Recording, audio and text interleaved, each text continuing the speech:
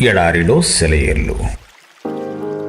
March 5వ తేదీ కొరకు వ్రాయబడిన ఈ భాగాన్ని మీకు చదివి వినిపిస్తున్నది సహోదరుడు పాల్ సుందరం.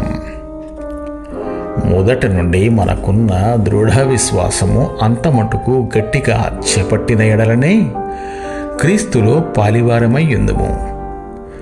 హెబ్రీలకు వ్రాసిన లేఖ 3వ అధ్యాయము 13 నుంచి 15 వచనముల సమాహారము మన చివరి అడుగే గెలుపు సాధిస్తుంది.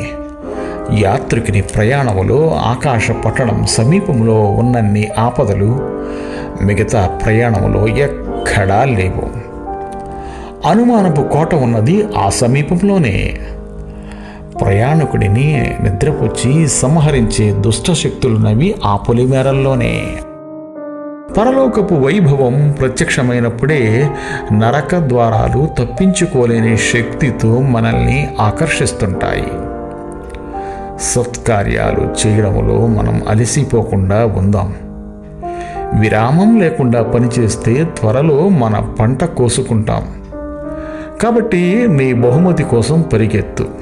చింతల కెరటాలు ఎగసి అటు ఇటు కొడుతుంటే, శంకల తీరాన్నుండి పెనుగాలులు అల్లాడిస్తుంటే, విశ్వాసపు లంగరులు ప్రవాహంలో తెలిపోతుంటే, స్థిరమైన దానికే నేను అంటిపెట్టుకొని ఉన్నాను.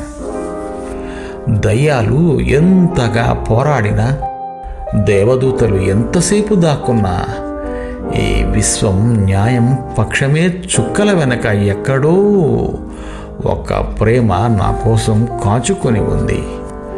ఉదయమైనప్పుడు చూడగలనా స్వరూపాన్ని. చివరి అర్ధగంట దాకా నిలిచి ఉంటేనే దేవుని నుండి గొప్ప దీవెనలు పొందగలం.